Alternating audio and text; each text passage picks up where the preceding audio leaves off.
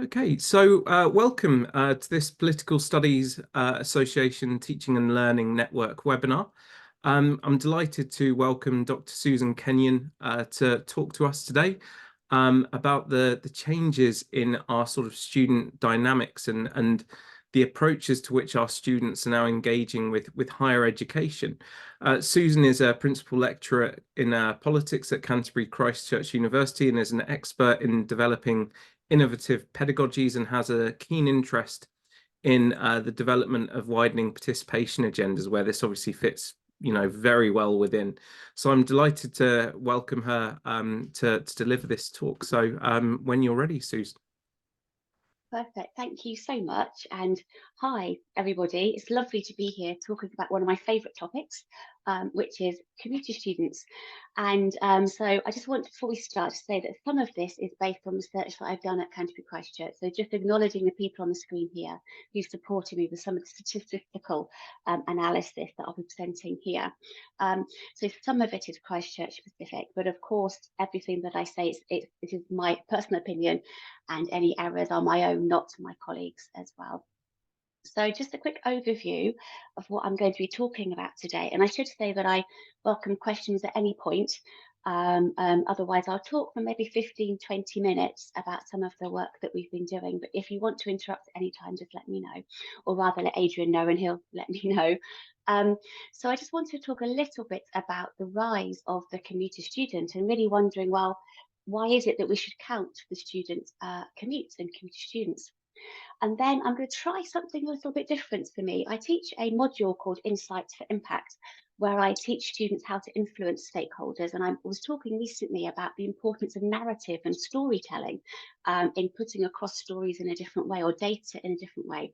So I'm afraid I'm going to guinea pig that with you. It's something I've never done, but I thought what I do is create some fictional characters and attempt to put across some of the data in terms of a day in the life of these two characters. So you can let me know honestly how that went, and then I can feed back to my students as well how good I was at using narrative and storytelling in a presentation.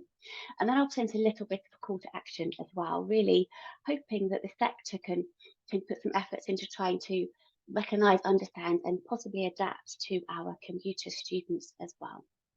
So the first thing to say, when I start talking about commuter students, as I do quite a lot, the first thing that I hear from the vast majority of universities, all universities that I talk to, is that we don't have any. Why are you studying commuter students when we don't have any?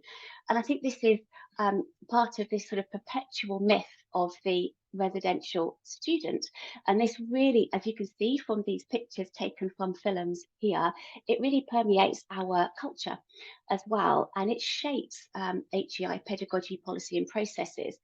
We all instantly think in society and government, particularly, and also in our institutions, about the residential student, the student who moves away and relocates, as these cultural, these films suggest. And this shapes how we teach, and it shapes how we organise our operations as well. And that would be fine historically, maybe 70 years ago, but actually nowadays, my research suggests that that's untrue for 40% of our students. And this is entirely, in my understanding, due to widening participation and the massification of higher education. So as higher education has widened, as the type of students that we have has increased in its diversity, we can find that we have a new cohort who are unable to relocate, as most students used to do, to live on campus, sort of being embraced by the academy, living on or near to campus. And it's increasing every year. As I say, we have more and more students each year, and they're becoming more and more diverse due to recruitment practices, widening participation, government agendas as well. So we have more students, they're more diverse, fewer are able to relocate because of who they are and the characteristics and responsibilities that they have. And also post-COVID, we are finding that although while still waiting for definite data from HESA, from JISC, post-COVID, we're finding that students have experienced that we don't necessarily have to be where we are, be somewhere apart from home to take part in activities, and that might be influencing students as well. But certainly we know the cost of living and the accommodation crises are affecting students' ability to get to campus and their choices about whether or not they relocate. So we know that we have about 40% of our students who do not relocate to reside at university at the moment, and that is increasing. And this has educational and environmental consequences. Thinking about education, I'll talk about both of these a little bit today. We know from the literature that commuter students attend less. And we can see that statistically as well with our commuter students here at Canterbury Christchurch. Commuter students are significantly less likely to attend as many sessions as their timetables to attend than residential students. And we see this across the sector as well. There's lower engagement, a worse student experience, lower perceptions of value for money, and lower attainment and graduate outcomes as well.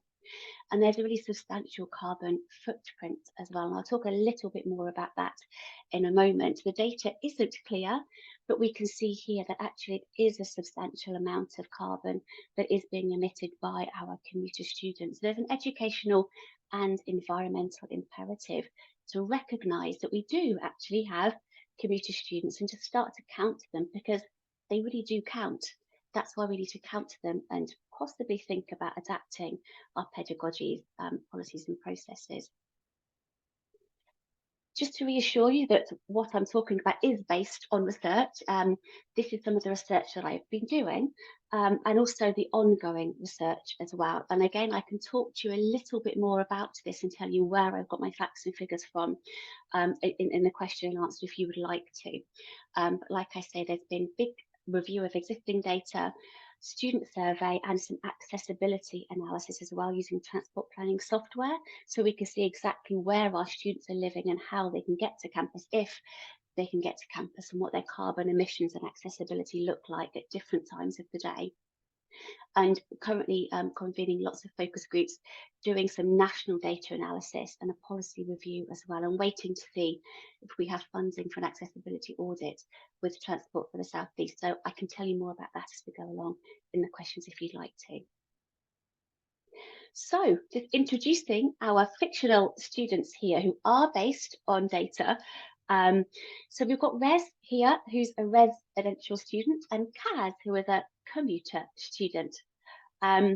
They are, Rez is our sort of a traditional student. If we think about the demographics of Rez, he's a traditional student, someone who we might think about when we think about going to university, and he's able to relocate and embrace the student experience that many of us talk about. Then we have Kaz. I'm just going to minimize, there we go. Then we have Kaz, our commuter student, and these are some of our characteristics of our commuter students here. And again, we know that from research at Christchurch, but more broadly from national research as well. So she's what we might call, he or she is what we might call a non-traditional student or a widening participation student.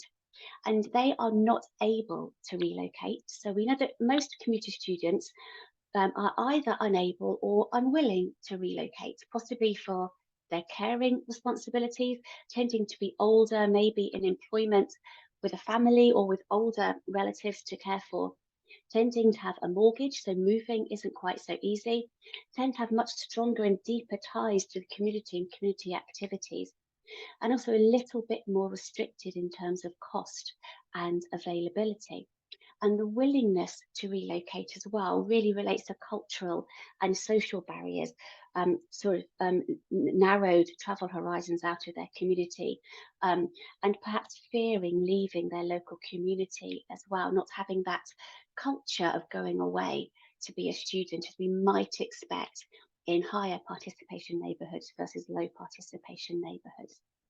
So these are the characteristics of our residential and our commuter students, Res and Kaz. And at Christchurch, 63% of our students are commuter students. That's quite a lot higher than the national average. 2/3 of our students do not relocate to attend university. And that's quite typical with widening participation or new universities as well. We do tend to see much higher numbers at newer universities than more traditional universities. So 2/3 of our students are residential students. So where do they live? Well, imagining Rez, he lives on campus. And as you can imagine, he lives on campus here. He's 5 minutes walk from the library, from lecture halls as well. And he walks because he has no need to drive. He can walk everywhere that he needs to. It's all very accessible for him. And 75% of our commuters who are residential students, of our students at Christchurch who are residential students will walk to campus. So the vast majority of them do relocate to being very close to the university. This is a map of Canterbury, as you can see here. Although, of course, Rez and Kaz are fictional, I thought I'd put up this map. This shows you the accessibility of the campus. And again, I can talk a little bit more about this afterwards if you'd like me to, but it just shows the different colours show you how accessible the campus is by walking. And the red circle that you can see here is what we might think of as a reasonable time to walk to university. But actually, when we put the actual streets on there and measure accessibility walking along the roads and the streets, you can see that the distance is much smaller than we might otherwise expect. And that's the same for car, public transport, etc. as well. So just showing you a little bit of accessibility mapping here. So Rez lives on campus, very close to everywhere that he needs to go. Kaz lives at home still, and she lives 10 miles out, so not very far away from the campus. So she thought it'd be fantastic to go to her local university. She lives on a main road as well, and also close to a main bus stop and a main train line as well. But she drives because she realised that there were no reasonable alternatives, no realistic alternatives that fitted in with her lifestyle and got her to campus at the time that she needed to be there. And we know that the vast majority of our students who are commuter students drive. So we know there's an environmental impact from that as well. And we also know that 2/3 of our students are unable to make a modal shift. They are unable to access our campus by anything other than the car in a reasonable travel time. So we know that trying to persuade them to travel differently other than the car is probably not going to be possible for them. And we know that from the accessibility mapping you can see here. So let's think about their typical days. Well, Rez, this is their timetable. They're both on the same course, and this is an actual timetable from the module, the program that I teach on. So you can see that teaching, as is common at Christchurch, is split across 3 days, and this is what the blocks of teaching look like. So Rez is super happy. He lives 5 minutes from campus, so he is able to attend all of his face-to-face taught sessions. And he lives just around the corner from the library as well. So he walks there and he has no excuse really not to engage in his face-to-face and his self-directed learning. He had some feedback recently and he was a little bit confused by it, but that's okay. He could just walk in to the staff office hours. He could pop in on the student support that was available on the campus and pop in and see his academics as well, who have blocked their office hours here because we're not all on campus very often. So everyone has their office hours at the same time so that they can get a little bit of their learning community going as well. And that's fine for Rez, as you can see here. When he's hungry, he pops home for lunch, saves himself a bit of money, pops back again. But sometimes he's recently found that after the lectures, he and his fellow students can go for lunch afterwards and build their lovely learning community, and before as well on a Friday. You can access student activities and go out for a bit of a party as well. He didn't used to like having to stay at lectures until 6 o'clock on a Monday, but actually that's fine because they pop out afterwards, build their lovely learning community, and he's getting to know his students as well. It's a little bit different for Kaz. Now, she started off so enthusiastic, both of them equally motivated and wanting to attend. But quite quickly, it became apparent that she was really struggling to access her lectures on 3 days of the week. it becomes really costly. She can't just pop home for lunch, so she's spending a lot of money on lunch. There's nowhere for her to go to heat up her lunch that she's brought from home. She has to pay for the cost of childcare and the cost of travelling in as well. And she often gets stuck in traffic, so she's realised actually she can't really afford the wraparound childcare on a Monday or a Friday. So she's going to prioritise her attendance, and she's only going to attend on a Tuesday for a long day on a Tuesday. And that's when she goes to the library and accesses the support. But she can't access the support at times outside of that, and she can't access the office hours either. She can't access her learning community quite as well as a residential student. She's finding it really quite difficult to feel engaged. She's finding it quite hard to attain her best because she can't access the resources and the support. The feedback that she had said use more academic sources, but she can't get to the library, so she doesn't know how she's going to do that either. But most importantly, she feels like she doesn't belong, and as though the university isn't really for her. She's not really, doesn't belong there. She feels different, doesn't feel engaged, and she's not doing as well as she could. There might be things that we can do about this to support CAS that actually might benefit RES as well. So perhaps we could think about a compressed timetable where we have lots of active learning during that time, but we actually have online learning in the flipped classroom outside of that time. We could repurpose our classrooms to provide somewhere for CAS and other commuter students to chill out and have their lunch, and maybe even to provide overnight sleeping arrangements. So you could have a lecture that finishes at 6 or 7, and then you start again in the morning, if that's something that students might like. We have online support. I've mentioned online communities as well, and a really vibrant campus because so many more students are coming to campus. 30% of our students on campus at any one time. So possibly there are things that we can do about this for the learning experience, and possibly also for the environmental imperative as well. Lots and lots of problems, of course, with people commuting in to university. And if we want to remote or reroute or retime their journeys, that might be a little bit challenging.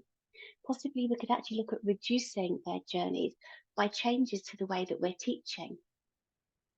There are lots and lots of things that we need to do to try to help people to change their travel behaviour, looking at changing their ability to travel differently and their willingness to change as well.